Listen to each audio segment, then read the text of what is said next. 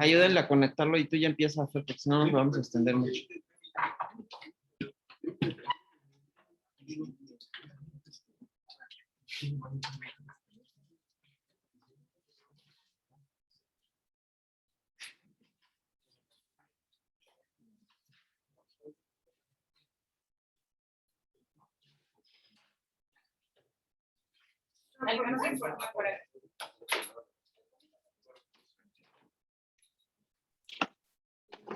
¿Qué tal? Buenos días. Buenos días, doctor.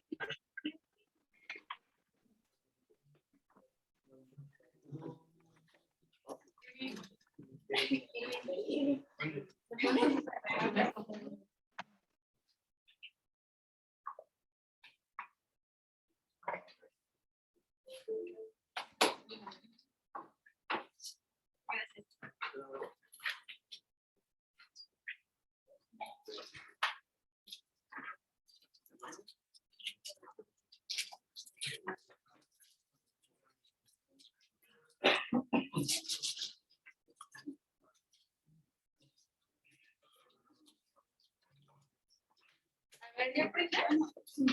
¿No cambió la configuración? ¿Ya aprendes? No, ya empieza. Hola, ¿qué tal? Buenos días. Mi nombre es Fernando Vargas Macías y para continuar el tema planteado para las clases, iniciamos el módulo de epidemiología y vamos a empezar con el primer tema, que es el tema de efecto placebo.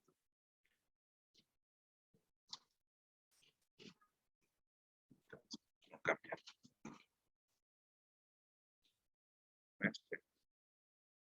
Problemas técnicos.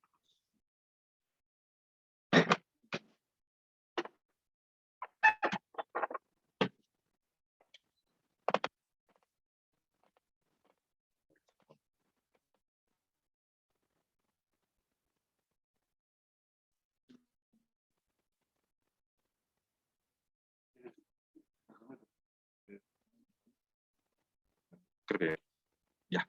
Ok, continuamos. Vamos a tener primero de placebo como definición. El origen va a venir del latín, el cual significa agradaré, y que de acuerdo a la definición que nos da la Real Academia de la Lengua Española, va a ser un medicamento que sin acción terapéutica propia tiene un efecto positivo en el paciente. Y estos van a tener diversas categorías y sobre todo con el paso del tiempo, históricamente ha ido modificándose hasta llegar al concepto que actualmente tenemos. Pero realmente el origen de esta palabra pues viene incluso muy atrás. Sin embargo, pues estas modificaciones que tenemos van a ser, tanto en depende del contexto que estemos hablando, es el sentido que se le va a dar como tal a esa definición, puesto que aquí podemos encontrar otra definición, que es una sustancia que carece de acción curativa, pero produce un efecto terapéutico, que en esto coincide completamente con la definición que nos da la RAE. Y dice, si el enfermo la toma convencido de que es un medicamento realmente eficaz, tiene el mismo aspecto. Y todo correlacionado a que pues va a estar en relación con la forma de un medicamento verdadero, pero que está hecho de productos inertes y sin ningún principio activo. Realmente, si podemos ver, las definiciones son muy similares y con esto podemos hacer la correlación de que va a ser una sustancia inactiva o puede ser otro tipo de intervención el cual va a favorecer que tenga una apariencia similar o un efecto a un medicamento con un cierto efecto activo. Sin embargo, como ya comenté, pues no lo va a tener.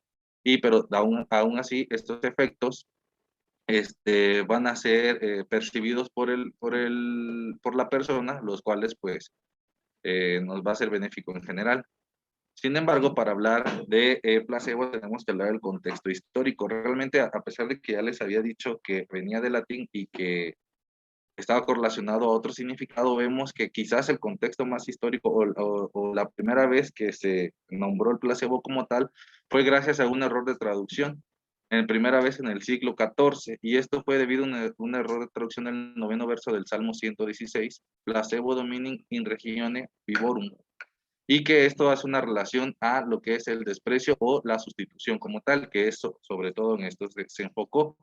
Pero este término fue utilizado en el ámbito científico a partir del siglo XV, y esto fue utilizado para ver los efectos falsos que existían durante el exorcismo. Entonces, prácticamente desde el siglo XV, pues se tiene conciencia de que los efectos que se podían producir durante el exorcismo,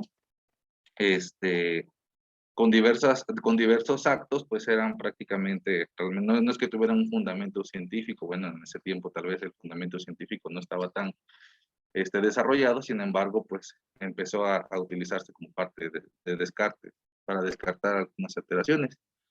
Como tal, para definir un placebo debemos de tener diversos criterios básicos, y estos criterios se van a basar que un medicamento placebo o un placebo debe de ser administrado. Tiene que haber un efecto provocado con esta administración, y el efecto que se va a tener secundario a esto debe ser relevante y terapéutico. ¿A qué se refiere esto? Bueno, se ha intentado de correlacionar, al menos en el ámbito clínico, si es necesario que haya una administración, puesto que hay diversos tipos de placebos que vamos a comentar más adelante, que incluso son la manera de hablar, el contacto, el tacto, que son mucha de la medicina que se basó incluso en épocas anteriores, las cuales ayudaban a mejorar a los pacientes, sin embargo, sin un fundamento científico bien establecido. Entonces, a este tipo de actos también se les conoce como actos placebo. Sin embargo, para una cuestión del desarrollo científico tiene que ser administrado. Ahora, el efecto, ¿cómo vamos a obtener el efecto placebo como tal? Vamos a ver que van a existir, esto se va a deber gracias a mecanismos psicológicos y neurobiológicos. Los psicológicos tienen que y van totalmente relacionadas con el individuo, van totalmente relacionados con su entorno y con la expectativa que tenga el paciente de este efecto, de este estímulo que se le va a proporcionar. Tenemos que ver que esto va a generar estímulos sensoriales, además como las atribuciones y estímulos sociales que pueden haber van a ser los que nos van a generar como tal este acto terapéutico, como lo he dicho múltiples veces, pues no directamente proporcionada con la sustancia que se le está administrando. Y esto pues generalmente va correlacionado a inducir expectativas positivas de la mejoría clínica. Y esto pues para que haya un efecto placebo de forma adecuada es necesario ver no solamente a la persona como individuo, sino todo el contexto y el entorno que lo rodea. No propiamente es tema de esta clase, sin embargo, si podemos hablar de efecto placebo, también tenemos que hablar directamente del efecto nocebo, que es exactamente el efecto contrario. Es un efecto que se da ahora sí de una manera negativa, con un efecto secundario esperado de algo que realmente es inerte para el cuerpo. Entonces es prácticamente lo mismo, pero sus razones fisiológicas o el efecto fisiológico de estas aún no están bien definidas. Sin embargo, existen diversas teorías en las cuales nos pueden apoyar esto. Dentro del efecto de la neurofisiología del efecto placebo, vamos a ver que esto va a ser debido a una estimulación, como los comenté, no por parte de la sustancia, sino por todo el entorno, las situaciones del individuo, las ganas de curación, de mejorar sus síntomas y sus malestares, los que nos va a producir esto. Sin embargo, se cree que va a haber una estimulación del núcleo accumbens, y esto nos va a dar como resultado la mejoría del cuadro del sintomático relacionado con la dopamina.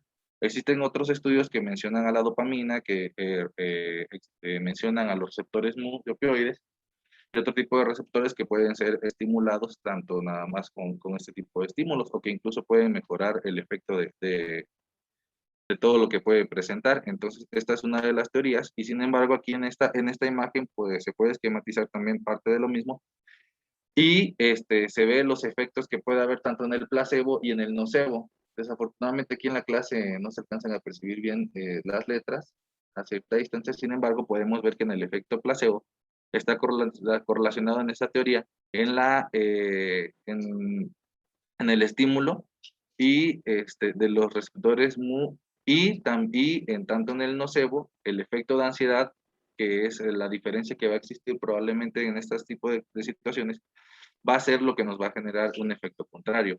Pero esto totalmente correlacionado a las vías corticales nucleares y corticoespinales, que son las que se han descrito principalmente como las vías descendentes moduladoras, y que todo esto nos va a conllevar a una secreción endógena de opioides, cannabinoides y dopamina. Este es un artículo que encontré de aproximadamente del 2008.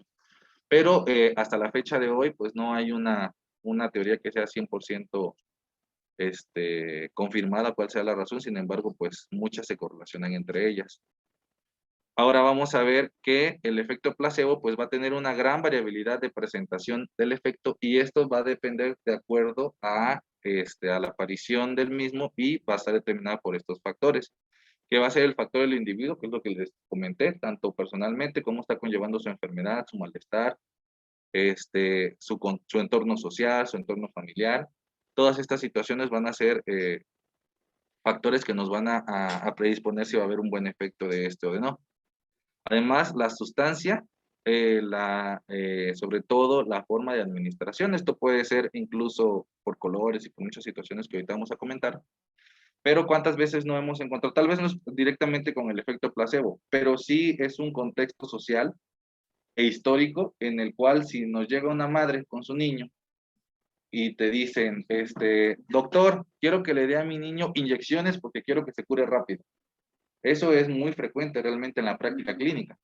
Y nosotros pues sabemos que pues, o sea, dependiendo de lo que traiga el niño, pues fundamentalmente nada más porque esa inyección pues a veces no es que se vaya a generar ese efecto. Sin embargo, esta misma manera de pensar, esta misma manera de ver las circunstancias y la enfermedad es lo mismo que nos puede favorecer a nosotros a poder desencadenar un bienestar como tal.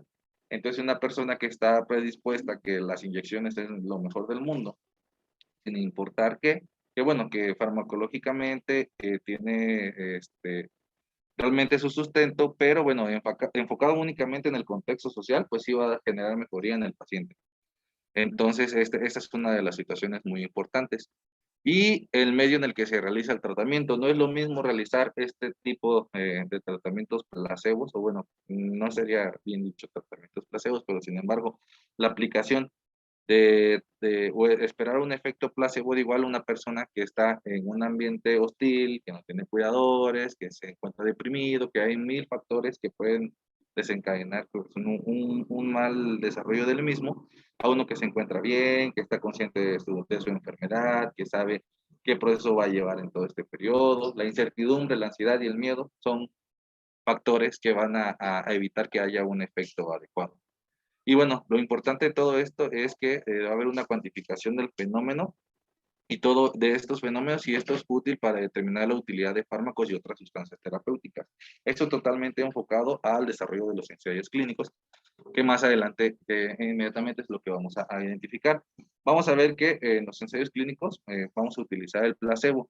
Sin embargo, al desarrollar esto, como hemos abarcado en algunas clases, vamos a ver que vamos a tener nuestras fuentes de pacientes, nuestros criterios de elegibilidad, vamos a tener muy importante un consentimiento, que igual de esta manera se tiene que enfocar muy bien también en parte de este tema. El estado inicial, vamos a tener una aleatorización o el método en el cual se va a realizar el estudio, generando un tratamiento de estudio con resultados y un tratamiento control. Pues puede ser tratamiento con el gol estándar o el placebo directamente. ¿Cuántos estudios no hemos visto en los cuales se compara con placebo? Realmente tiene una importancia clínica muy importante y para el desarrollo como tal de la ciencia y de resultados. Entonces, pues es aquí la importancia del placebo, no tanto como una práctica clínica, que creo que al menos nuestra generación tal vez ya no es tan aplicado como antes, pero yo recuerdo claramente a mis maestros que me decían que cuando un paciente no tenía nada, que le pasaran una alemana y que con eso mejoraban los pacientes. Realmente esas eran prácticas que quizás anteriormente se daban más comúnmente, no digo que actualmente se lleven, sin embargo, pues sigue siendo una herramienta utilizada y pues bueno, el uso o no uso de estas, pues sí son de alguna manera cuestionables. Ahora, al evaluar el efecto placebo de los medicamentos, hay diversas situaciones que incluso pues al parecer son lógicas, pero quizás yo no lo había encontrado tan lógico, lo veía más como en los niños. Sin embargo, pues desde características como desde el color de la presentación, las pastillas, la correlación de colores cálidos, de calores fríos, tiene un efecto diferente, al igual como en todo, ¿no? En las cadenas de marketing, las de alimentos, traen color amarillo para ese tipo de cuestiones. De igual manera, aquí podemos identificar que tanto en los colores en las pastillas van a tener también un efecto general. Los colores cálidos, pues vamos a ver que funcionan mejor como estimulantes y los colores fríos como ansiolíticos. Entonces, realmente, pues un efecto aquí bueno, un medicamento como tal, que está en el mercado, podemos ver que la pastillita azul, vemos que pues es un color frío y de alguna manera es estratégicamente ese color, pues el efecto ansiolítico que puede presentar y que también es un factor importante para la hora de utilizar este medicamento, por el cual la causa que se utiliza. Además, el mayor número y tamaño de píldoras incrementa el efecto. Realmente el tamaño, no pensé yo que fuera un efecto para desencadenar un efecto satisfactorio a uno pequeño. Realmente, pues bueno, es de las partes que se ven. Y además tenemos que un placebo de marca cura más que uno sin marca. Si nosotros vemos que sacan una pastillita de un tubo que no tiene etiqueta, de un tubo color café y se le da al paciente, que va a ser totalmente el efecto que se va a tener a uno que vea que tiene etiquetita, aunque no diga nada. Y ese tipo de situaciones, pues el paciente lo va a correlacionar a que es mejor o simplemente el contexto social que nosotros tenemos en general de que lo caro es bueno y es pues también algo que impacta directamente en el desarrollo y el efecto del mismo. Ahora, el efecto placebo vamos a tener que también en el medio sanitario va a ser curativo debido a diversas situaciones. En la consulta médica y en hospitales, porque hay más controles referente a esto. ¿A qué me refiero con más controles? A más controles de la enfermedad, a más controles de diversas situaciones que pueden conllevar a que el paciente esté mal. Y también vamos a tener que la explicación detallada de la enfermedad, del tratamiento, del pronóstico y ensayos clínicos favorecen el conocimiento de la situación por parte del enfermo, así como su asimilación y colaboración. Es lo que les comentaba, tanto como para desarrollar un ensayo clínico, como tanto para aplicarlo en la clínica, es importante, antes que todo esto, que los pacientes estén conscientes de la enfermedad que tienen, del desarrollo de la misma, del pronóstico y toda la situación. Realmente saber esto a los pacientes realmente les da una tranquilidad y lo cual sirve como ansiolítico y les puede ayudar a favorecer esto. Además, la exploración física desde el contacto que tenemos clínico también es parte de lo que le comentaba que era terapéutico debido a que es un modo de mecanismo de placebo. No hay una justificación científica, simplemente que el tacto humano es terapéutico y es en lo que se basaba directamente la medicina en siglos anteriores. Realmente no había una sustancia o algo que estuviera clínicamente comprobado, sin embargo el tacto, la comunicación y el desarrollo de las mismas eran mecanismos por los cuales las personas llegaban a la mejoría e incluso a solucionar de su enfermedad. Y además las exploraciones complementarias como estudios de laboratorio, como estudios de imagen, y esto porque la persona tiene la percepción de que ya me vieron por dentro, ya me vieron por fuera, ven que estoy bien, ahora me están viendo por dentro los doctores, y gracias a esto, pues mi ansiedad disminuye, porque si ya me vieron por dentro y por fuera estoy bien o todo, me explican de esto, pues son igual manera de que se pueda relacionar a esto. Ahora, la clasificación de los placebos, como les comentaba, no estaba directamente relacionada únicamente a lo médico. Esto nada más lo voy a comentar como tal, pero tenemos que ver que fuera de las tabletas, píldoras e inyecciones, el contacto, las palabras que puedan existir, las gesticulaciones, realmente nuestro lenguaje no verbal, nuestro lenguaje corporal tiene mucho que ver también en general, no solo para el efecto placebo, sino para la mejoría de los pacientes.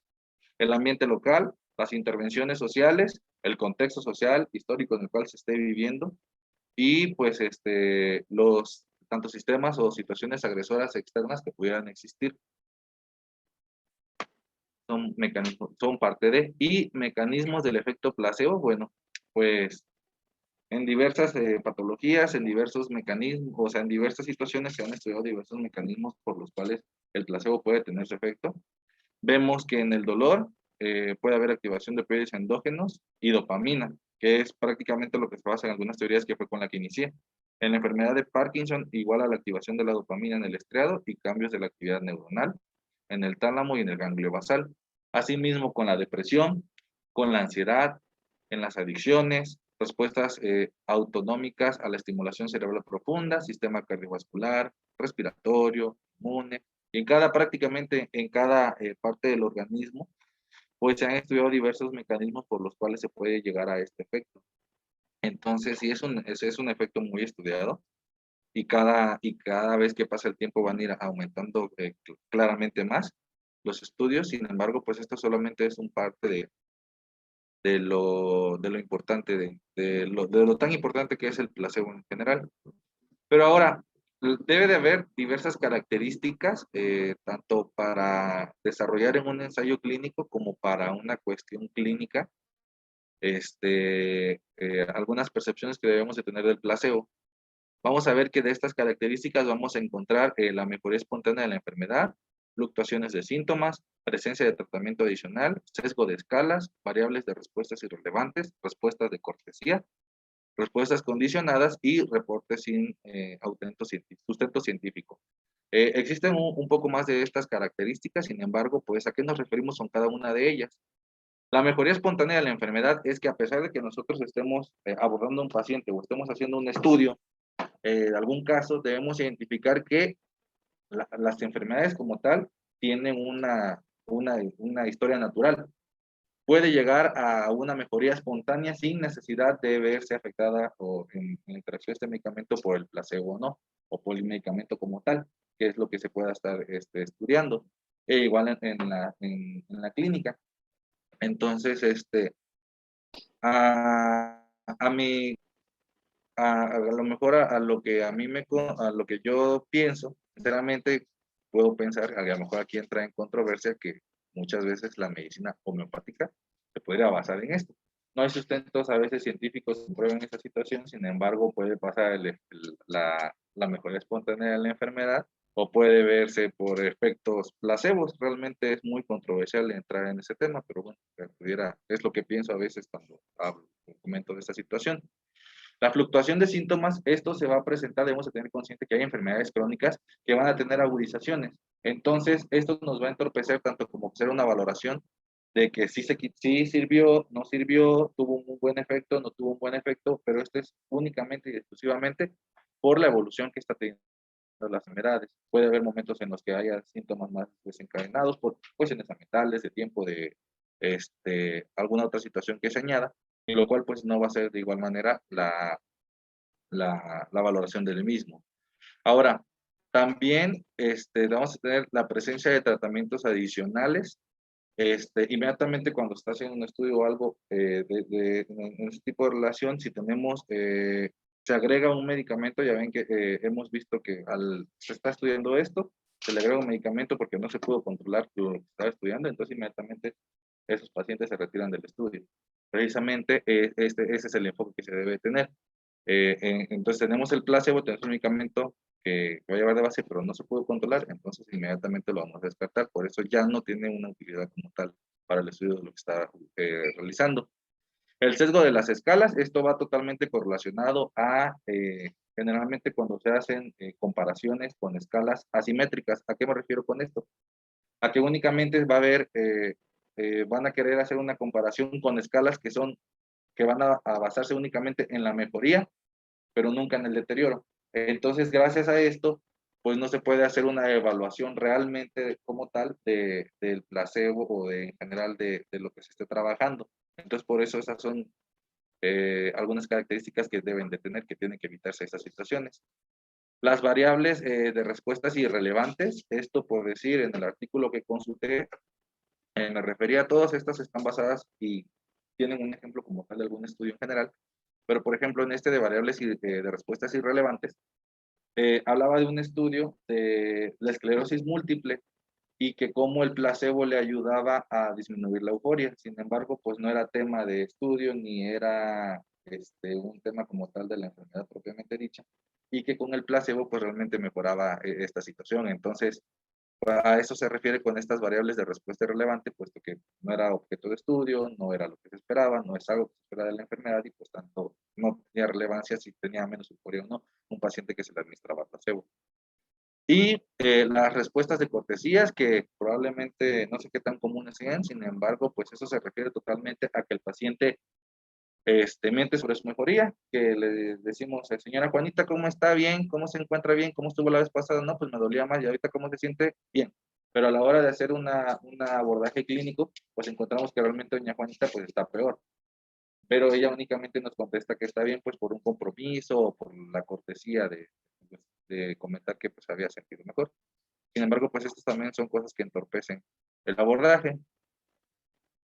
Las respuestas condicionadas, de igual manera, generalmente va relacionado a casos en los que no tenemos buena comunicación con el paciente y generalmente va también hace alusión al, ¿verdad que se siente bien? Sí. ¿Verdad que se siente mal? ¿Verdad que mejoró? Sí, sí, sí, mejoré. Generalmente va relacionado a eso y esto pues, aunque pareciera ser como insignificante, pues vemos que también tiene una repercusión. Y pues directamente también, pues ahora un reporte cuando no existe un sustento científico, que es pues prácticamente de lo que nos ayuda a esas características son las que nos ayudan a desarrollar tanto en la clínica como en el desarrollo de ensayos. Y pues bueno, van a existir aspectos farmacodinámicos en los cuales van a ver sin efectos y estos generalmente van a ser generación. No va a haber efecto farmacodinámico porque pues no lo hay, no es una sustancia como tal que tenga un efecto como tal, sin embargo todos estos efectos van a ser dados por sustancias endógenas como ya se comentó. Y esto pues van a haber tantos cambios como metabólicos, van a haber cambios hormonales, de interacciones de los receptores, o alteraciones del funcionamiento de estos, de estructuras transmembranales y cambios de señales intercelulares. Entonces, dentro de los cambios metabólicos que alteran sitios alostéricos, pues vamos a ver los cambios de concentración de hemoglobina debido a cambios de pH, en hormonales, cambios de concentración de esteroides, también puede ser cambios en niveles de glucosa, todo esto relacionado con las situaciones hormonales. Y pues prácticamente es un aspecto farmacodinámico, entre comillas, pero realmente no, porque pues, no hay efecto, pero es lo que se produce por lo mismo, por estas respuestas del individuo como tal. Y ahora, para el desarrollo de un ensayo o de un trabajo, podemos ver que existen varias consideraciones para el uso de placebo. Vamos a ver que existe un tratamiento, esto es una tableta que nos ayuda ahora sí que a enfocarnos y podemos ver que si existe un tratamiento efectivo, si sí o si no, la pauta que debemos de desarrollar. Si no, pues un uso de grupo control con placebo, si sí, el estudio trata de mostrar la equivalencia a un nuevo tratamiento, e igual contestamos la respuesta de sí o si no. Para nosotros relacionar un uso control activo, un no, el tratamiento previamente previamente probado afecta la sobrevida, causa morbilidad. Entonces hemos tenido múltiples ejemplos en el transcurso de estos meses de diversos estudios en los que pues, se han utilizado de diversas maneras el placebo y pues esta tablita únicamente nos ayuda a poder aplicarlo de una manera correcta. De igual manera tenemos la segunda parte en la cual continúa y pues vemos que un estudio de poca duración puede provocar nueva evidencia siendo éticamente aceptado, no, la pauta sí, realizar el estudio de corta duración con placebo. Y realmente vemos que a pesar de que tiene el placebo tiene realmente un efecto o es utilizado en la práctica clínica como tal, pues bueno, para el desarrollo de la ciencia y para el desarrollo de nuevos estudios, pues mucho más que importante, ¿no? Realmente puede ser es una base muy fuerte y una herramienta que nosotros requerimos. Ahora, aspectos éticos. Hemos abarcado diversas clases sobre aspectos éticos, tanto en la aplicación de la medicina como en el desarrollo de los estudios.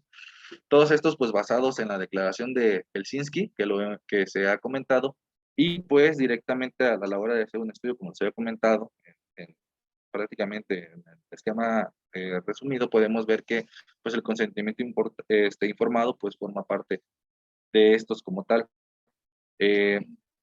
Podemos ver que en cualquier estudio médico, cada paciente, incluyendo los del grupo control, deben recibir medidas terapéuticas diagnósticas y terapéuticas que hayan sido ya aprobadas y que han demostrado su efectividad, haciendo alusión y recordando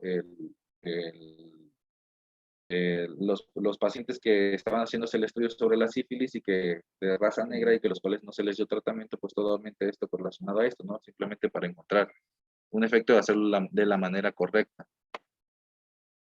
Y bueno, como conclusiones sobre esto podemos ver que la actual evidencia demuestra que existen diversos mecanismos y efectos placebos, tanto en voluntarios sanos como en sujetos con diversas enfermedades. El efecto placebo puede tener efectos terapéuticos significativos debido a su magnitud y su larga duración en diferentes poblaciones de pacientes. Esto, pues bueno, nos deja a nosotros con la idea de una buena herramienta, tanto clínica como del desarrollo de la ciencia, para poder avanzar. Sin embargo, abarcando el siguiente tema, bueno, esto es conforme a placebo, abarcando con el siguiente tema, nos viene el concepto de normalidad en medicina.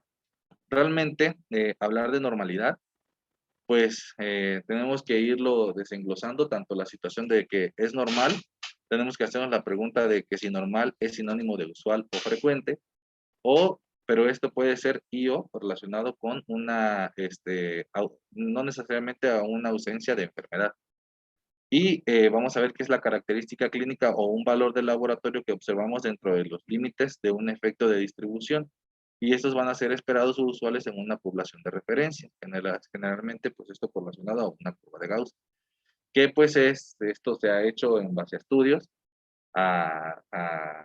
en el paso del tiempo para una situación específica de encontrar la normalidad, tanto en las características que debe de haber de la población en muchas situaciones, para que podamos brindar este término como correcto, de una manera correcta.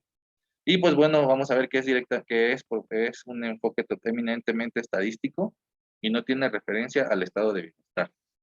Realmente únicamente es acomodarlos como se de acuerdo a la campana. Ahora, en el enfoque médico nosotros lo asociamos a que si está entre esta escala o en este margen, vamos a ver que es sinónimo de sano.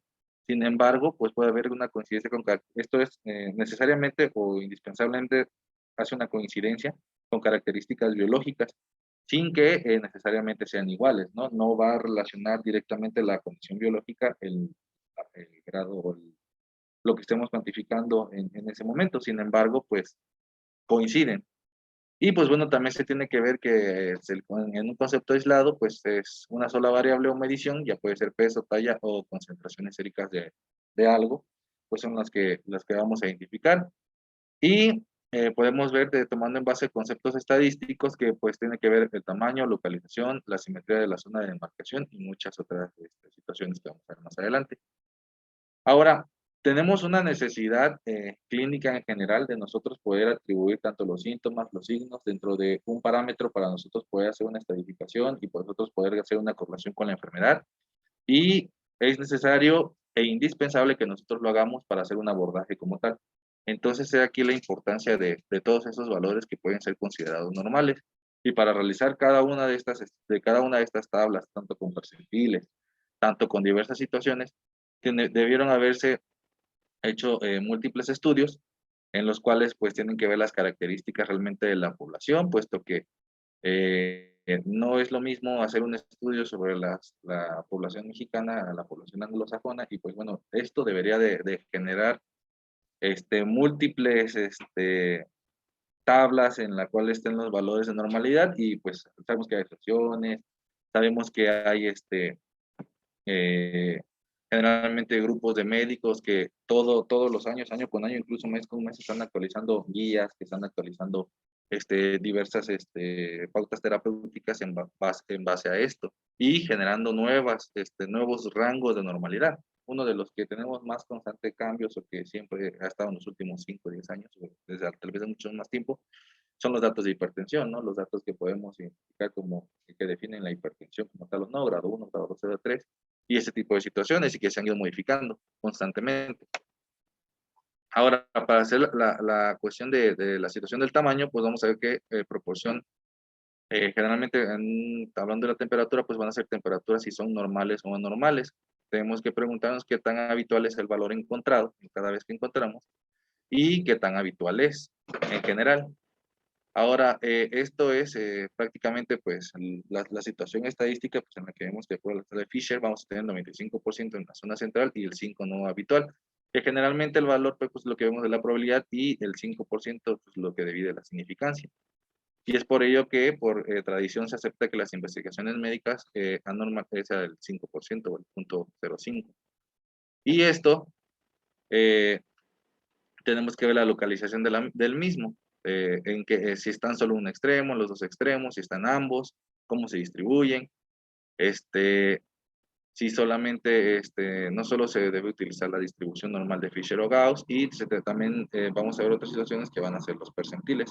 Aquí podemos ver unos ejemplos de gráficos en los que podemos identificar esta variabilidad que puede existir sobre la distribución y pues también un efecto sobre la zona de aceptación generalmente y pues son los valores que se hacen, se puede valorar, no, se puede identificar que van a entrar entre un parámetro normal, generalmente es. Ahora, vamos a encontrar diversos problemas. Estos problemas pues generalmente va a ser en la elección de un grupo o una población de referencia sin ninguna otra característica.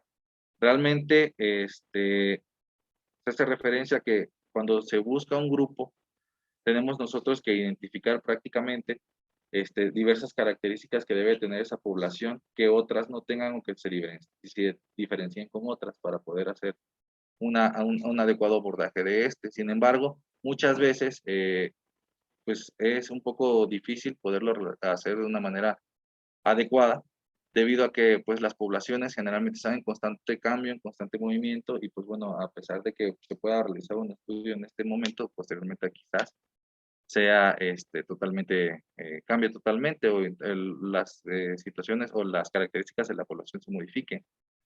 Y tenemos que ver que si los resultados obtenidos con este estudio en una población en específica se pueden traspolar a otro tipo de población con otras características, debemos también de cuestionarnos si es adecuado el número de individuos que se van a estudiar. Como ejemplo, podemos ver que si la hemoglobina y el hematocrito sería igual en Acapulco que en Toluca, esto pues totalmente relacionado a las características de la población que se van a tener, únicamente son datos que nos pueden hacer una diferencia como tal. Y cómo serían los resultados y por qué esto, pues ya de una base crítica y por las diversas características que ya se comentó. Pues son diversos los problemas que podemos tener. Y lo ideal o las ventajas que podemos tener es que vamos a tener mediciones que sean totalmente diferentes entre sanos y enfermos al poder hacer estas clasificaciones. De igual manera vamos a poder ayudar a la estadificación tanto en situaciones de intoxicaciones o cultivos de microorganismos, pues son características que son específicas y que realmente nos hacen una relación entre enfermos y sanos, pero no necesariamente podemos ver lo de los cultivos de los microorganismos, podemos ver microorganismos pues que son parte de la flora normal o de la microbiota más bien, y quienes no, entonces no precisamente nos van a desencadenar, pero simplemente sí sirven como estadificación como tal. Y lo habitual que vamos a ver en todo esto es que va a haber se puede traslapar a ciertos porcentajes de la población. Esto puede ser positivo y negativo, pero generalmente eso es lo positivo. Y las limitantes, pues generalmente van a ser las limitantes que vamos a tener a pesar de todo esto, pues van a ser establecer pronósticos para definir la salud o enfermedad. Se deben de establecer otras variables como duración, cifras previas, asociación con otros enfermos, entonces prácticamente tiene que ser una correlación de todo. Y pues un ejemplo sería, por ejemplo, se esperaría una TA diastólica por arriba de 90 en ancianos o es positivo encontrar 38.5 si previamente se tenía 39.5. O sea, hacer una correlación de estos datos, pues, de si tenía 39.5 y baja 38.5, si se considera algo que es favorable o que es negativo, pues directamente aquí es la correlación que se tiene que existir y el criterio que tiene que haber de nuestra parte. Por eso es parte de las limitantes que se van a tener. Sin embargo, pues bueno, aquí es donde entra un poco la ciencia y entonces nosotros la relación. Ahora, como conclusiones, vamos a tener en general que la normalidad es el intervalo dentro del espectro de frecuencias o valores de una medición clínica de un laboratorio. Lo normal va a ser una observación habitual y correlación de un fenómeno en una comunidad, con lo que se aceptaría como estado ideal o de salud. Y con fines prácticos y problemas logísticos, tanto en tiempo y recursos, generalmente en medicina vamos a aceptar conclusiones meramente estadísticas por estas limitantes que podemos tener. Y por último, que existe más de un criterio para aceptar lo normal y más de un método para definirlo, que es lo que les comentaba. Diversas asociaciones o estudios, diversos estudios, pues nos pueden dar diversas cifras, pero pues esto no quiere decir ni que una está mal ni que otra está bien, sino simplemente a lo mejor que la población que se está estudiando, pues es la que hace que existan estas variaciones y pues por lo que uno tiene que basarse simplemente en esas situaciones. Y también, como normalidad, el criterio en la práctica clínica consiste en considerar normales valores que se encuentran habitualmente, y anormalidad son los valores que se consideran infrecuentes. Vamos a tener también que no va a existir prácticamente ninguna variable que pueda delimitar el valor que nos indique biológicamente normal o anormal. Y se supone que la frontera de la normalidad es un valor arbitrario entre la distribución y la frecuencia de todos los valores. Y que estos valores al excederse en dicho punto delimitan lo que consideran anormales, tanto hacia abajo o hacia arriba. Y pues bueno, eso sería todo. No sé si hay alguna duda o alguna intervención por parte del doctor.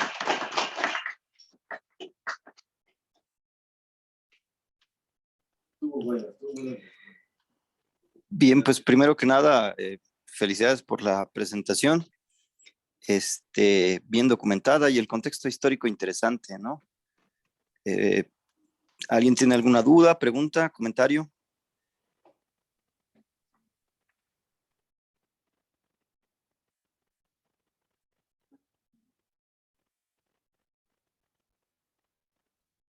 Parece que no hay duda en el aula, doctor. Eso quiere decir que o la clase fue muy buena o la mayoría estaba medio dormido. O que no estudiaron nada.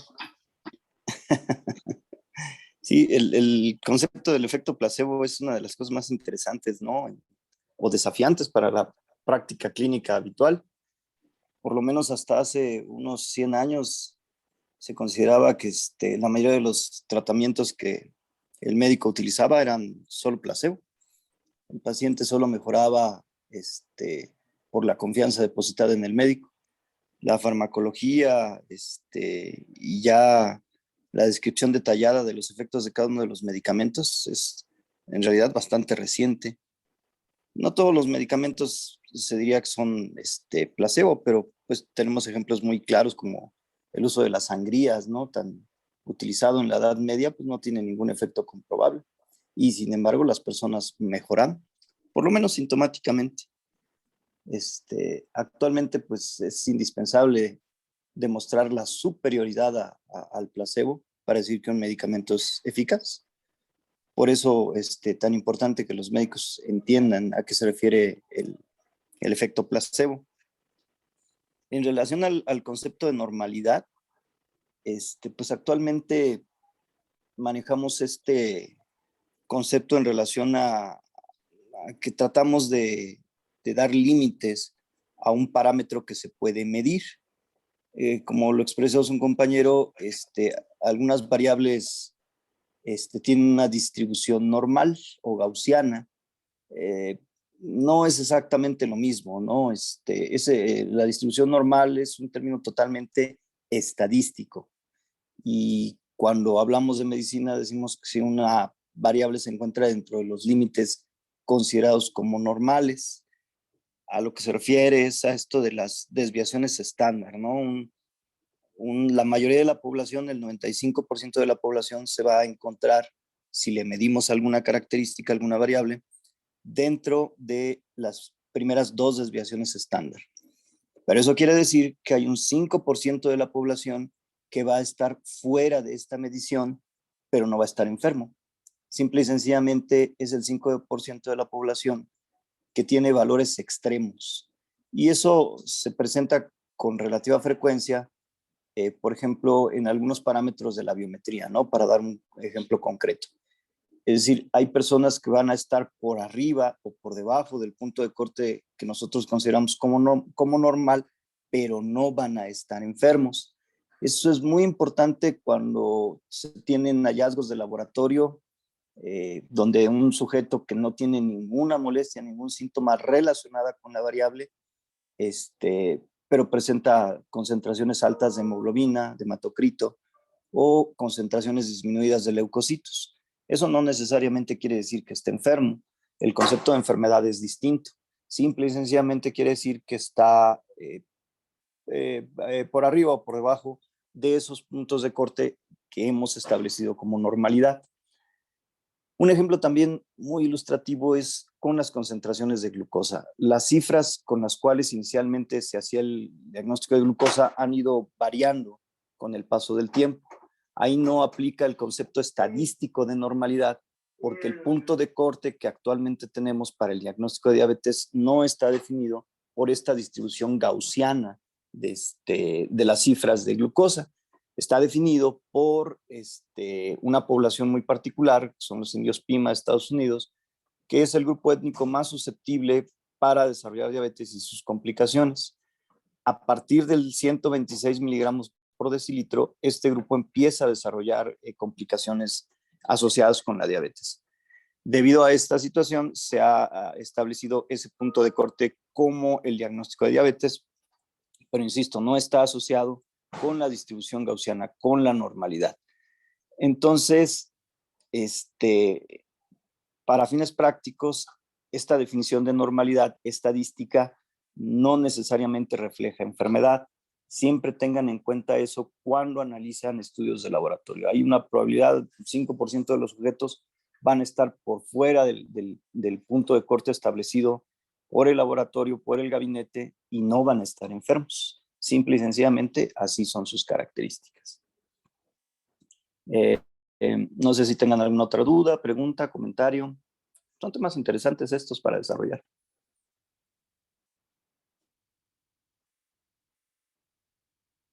Parece que no hay ninguna duda, Doc. Gracias.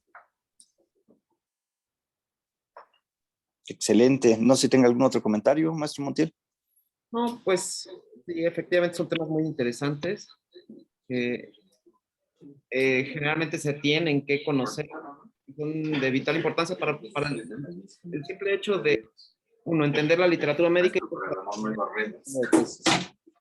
Entonces, yo creo que forma parte de la literatura básica que tiene que tener el estudiante de medicina y aparte, bueno, el residente, ¿no? De cualquier especialidad, no nada más de medicina interna. Y entender por qué justamente se consideran valores normales, qué es una distribución normal, qué es una distribución no paramétrica, qué es un intervalo de confianza, el 95%, qué son los percentiles, 25-75%, cuándo se utiliza una media, una mediana, todo eso es muy importante.